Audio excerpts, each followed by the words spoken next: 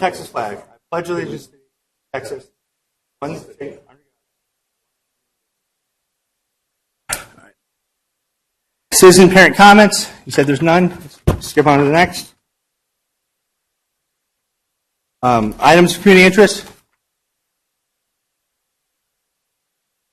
Good evening, Mayor and Council. Good to see everybody. We've got a very busy few weeks here, so let's just get right into it. Our next planning and zoning meeting is coming up on Tuesday, February 13th, so next week. Our Town Hall and Municipal Court will be closed on President's Day, Monday, February 19th, open back up at 8 a.m. on the 20th. Got a lot of election information that we've been sharing with residents and stakeholders alike. 4 spots will be decided, including mayor, 2 council spots, where the terms are up, and then a vacated spot on council. The first day to apply for a ballot was on January 1st. The filing dates are from January 17th to February 16th, so still several days to do that. The last day to file a declaration of write-in candidacy is February 20th. Last day to register to vote is April 4th. Early voting dates are from the 22nd to the 30th of April. The election will be held on Saturday, May 4th from 7 a.m. to 7 p.m. We've got all this information on our website, our social media channels, and as well as an article in Stroll Magazine. And of course, today we just released a video from our brand new communications manager Hannah Enriquez. So that's a very informative video that you can check out on social media as well.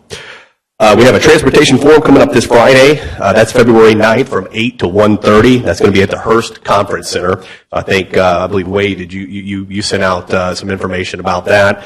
So if you're interested in going, please let us know as soon as possible. Our Tarrant County Commissioner will be hosting. And we'll focus on how we can collectively work to ensure how our infrastructure keeps up with the continued growth of our region. So it's always really informative. Ross Perot Jr. is scheduled to speak at the Transportation Development Panel. There will also be local, state, and elected officials present as well. So that's always a really big event. Again, February 9th, this Friday, 8 to 1:30 at the Hearst Conference Center. The State of Communities Address is coming up fast. That's hosted by the Chamber of Commerce. That's going to be on February 14th at 11 a.m.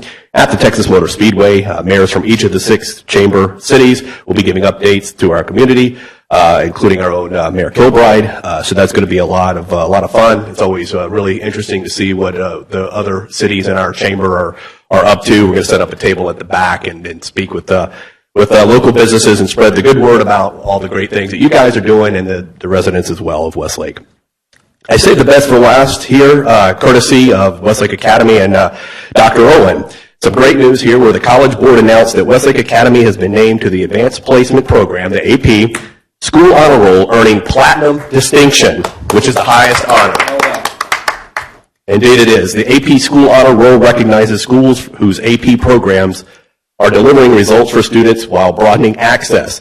Schools can earn this recognition annually based on 3 criteria: a commitment to increasing college-going culture, providing opportunities for students to earn college credit, and maximizing college readiness. Westlake Academy has also received the AP Access Award in recognition of providing all students the chance to participate in AP, including students of underrepresented populations. To put this achievement into a wider context, Westlake Academy is the only school in our area to achieve platinum status, with Southlake Carroll High School achieving gold and Keller, Grapevine, and Byron Nelson receiving silver. Moreover, the Academy's clean sweep of platinum in all 3 criteria puts us in the top 6 of all high schools in the United States and in Canada. So a gigantic congratulations to all of those folks over there and over there on Otterton Road as well, and you as the Board of Trustees. Congratulations. And those are your items of community interest. All right, thank you very much, John. Yes. I'm going to jump ahead to consent agenda. Can I get it first? Yeah, I'll make a motion. Can I get a second? A second. All in favor? Aye. Aye. Aye. All opposed? Motion passes. All right, let's go to reports. Before. Let's go F1 24-18, receive an annual fire report. Good evening, Mayor and Council. What we've got here is I'm pleased to I'm honored to provide you an annual report for the Westlake Fire EMS Department for this past year. This document serves as an overview for 2023. That's going to give you a little bit of information about who we are, services we provide, and some accomplishments we experienced. Turn that. to I think what I'd like to do is just kind of share with you that our values are what drives us in our department, specifically words like dedication, compassion, excellence, humility, kindness. It's those terms and traits that we want to nurture and enhance so that we can be better fathers, better sons, daughters, so that we can have better relationships, ultimately providing better public servancy. With that, we've embedded these terms, such as these, into the fabric of our organization, where we use it for recruitment processes. We also use it for performance reviews and promotional standards and activities. Again, what we're trying to do is build better people. Next. Our department is relatively young. We have only been around a couple of decades. We've accomplished quite a few things during that 20-year period. Most recently notable is our 2022, we were named the fittest fire department by Frontline Health, which is an organization that provides medical and physicals for many fire departments across the state of Texas. We provide many services to the community, some of which you may know, some you may not. We have obviously fire protection and fire suppression activities, but EMS is one of our most dominant services, and in that we provide a transport service, a mobile intensive care unit, specifically an ambulance that has the highest level of service available by Texas Department of State Health Services. Additionally, we have services that like fire investigations and then also emergency management. I skipped over hazardous material response. We also do that. All of our folks are trained as hazardous material technicians. We showed some of the apparatus in here. These are frontline equipment that we use to respond to any emergencies in the community. The next page, I'll have you focus on the strategically placed location of the fire station at Dove and Davis. That location is housed with firefighters of 5 personnel per day with a 4-person minimum standard. They work 48 hours and 96 hours off. Oftentimes, due to different staffing challenges, we're working 72 hours in a row and then sometimes 96 hours. Point out that we have 19 total people in our positions in the fire department. Specifically, we have one at the Westlake Academy as a firefighter paramedic that works in the nurse's office. That's a great partnership there that we've been proud of. Again, we show some tenure of our folks. It's bookended by some folks that are over 10 years of service and then those that are on the other end, the less tenured, less than 10. Next. We had many events that captured our time and attention this past year. That time, attention, work, we're trying to basically give you a little information on things that, some bigger items, specifically the retirement of Chief Richard Whitten. He was responsible for changing the direction of our department to be values-focused and intellectually driven. The next, the Up Summit, was a specific event that captured much of our time and a lot of our resources for a 3-day period that included a commercial aviation show, commercial fireworks show, and a commercial drone show. Had hundreds of guests that we were required that our fire protection EMS standby. Due to the departure of Chief Richard Whitten, I'm honored to be your fire chief standing before you today. Since that time, I've been able to promote a Lieutenant, Travis Livingston, and then a driver engineer, Mark Perret.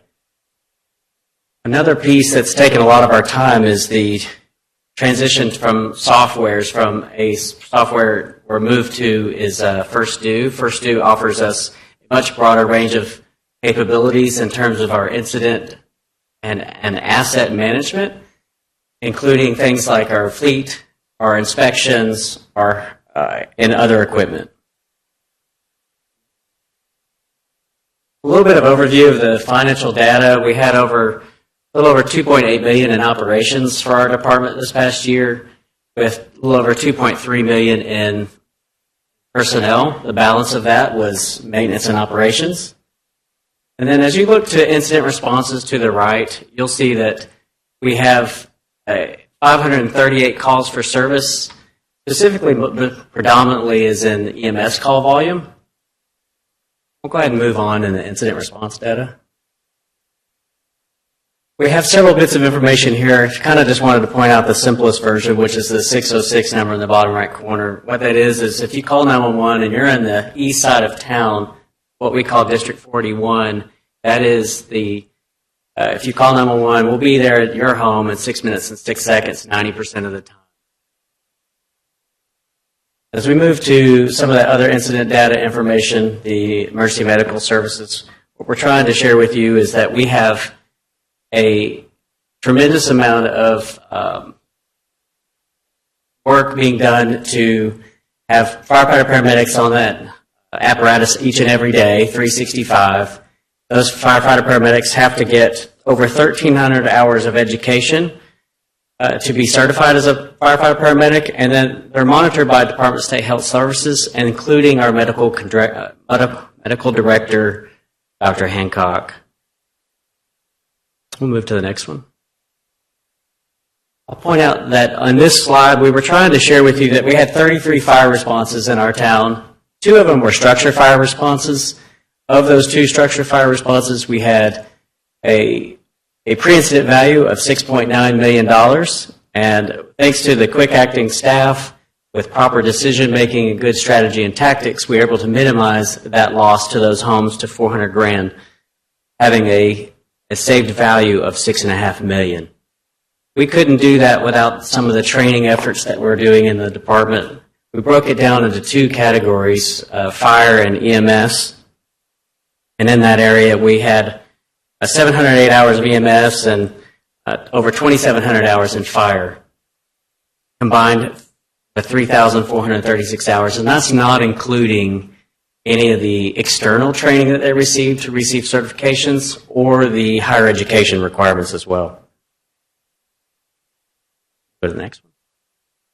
Some of the other risk reduction efforts we're making to improve the safety of the community is through code enforcement, which includes trying to verify that we're code compliant, any of the new construction is code compliant with the International Fire Code. We performed 122 plan reviews and 227 inspections. In addition to those things, other initiatives that we're focused on is CPR training and also Stop the Bleed.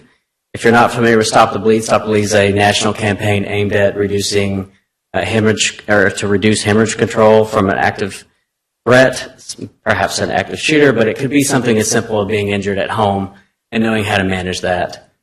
Additionally, we're also doing car seat inspections. We did one of those today for a young lady.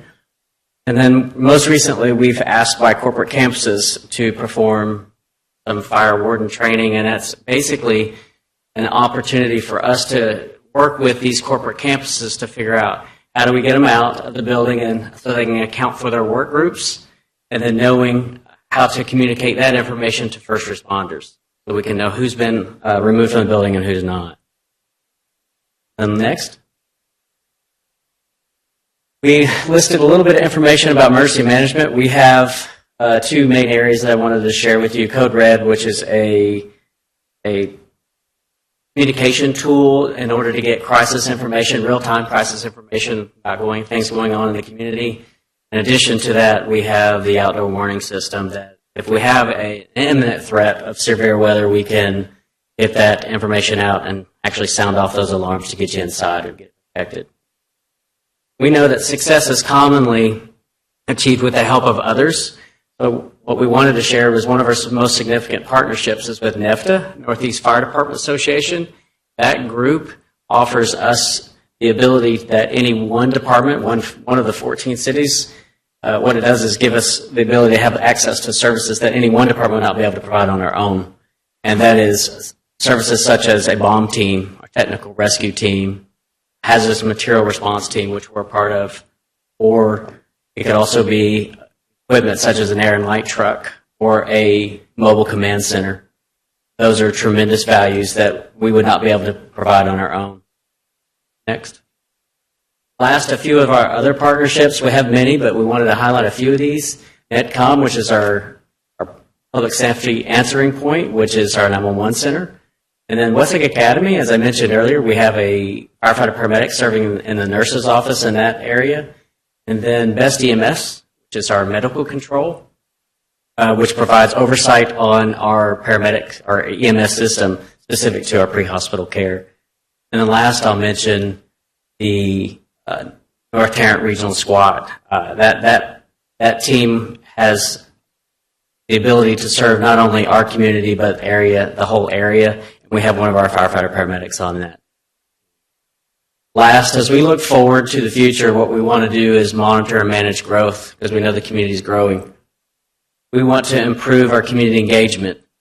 And to do that, we want to keep our doors open so that we can invite you to come in and get to know us and we can get to know you. And then last is to be better. We're seeking to be better at all times by nurturing our character traits, those positive character traits like humility and kindness and discipline. We know that we can do that. We'll be better people and be better public servants. Thank you very much. End of the report. Thank you very much. Thank you. Yes, sir. We have 15 full-time positions in the operations side. Right now, we're down 3 positions. So why are we down 3 positions, and how long have they been open? We've been down those positions for a couple months now. They're mainly attributed to a non-competitive pay plan, so they've moved on to communities that have better compensation and benefits. And it's a significant burden when I say 3 people of 15 is 20% of our operations. So it's definitely a big impact for us. What risk does that pose to our community? Right now, we're maintaining 4 persons, but the burden is accepted by us. So our folks are going to work the 72 and 96 hours at a time to make sure we maintain minimum staffing so we can get those folks back. Thank you. Thanks for all you do. Thank you. Thank you. Thank you. Next is F2 23-291, receive information technology audit report from Spira.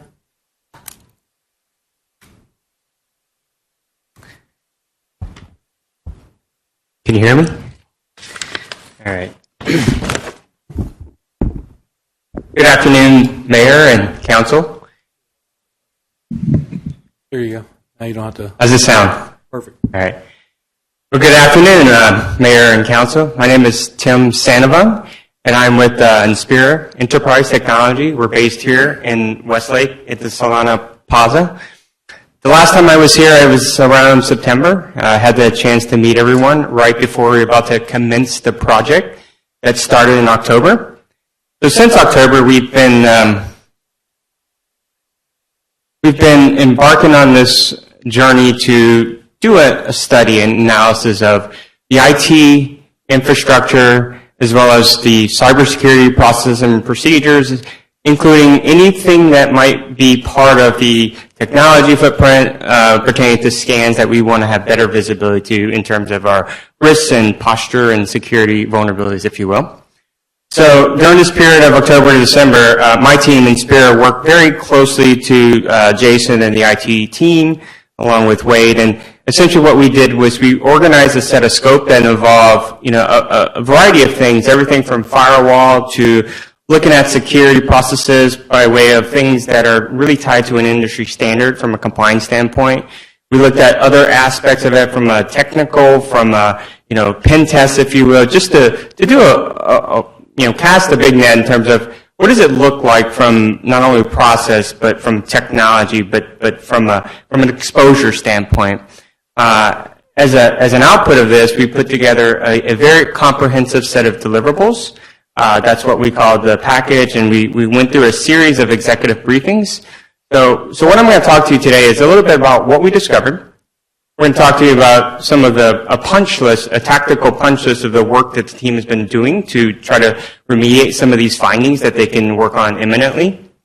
And then lastly, we'll talk about essentially the roadmap in terms of things that the project team can continue to do over the course of this year. So what we found was that at a high level, there's no evidence of any kind of cyber exposure. Okay. Do you mind if I interrupt you? Yes, please. I've been requested to take a 5-minute break here real quick. Yeah. We'll take it up in a second here.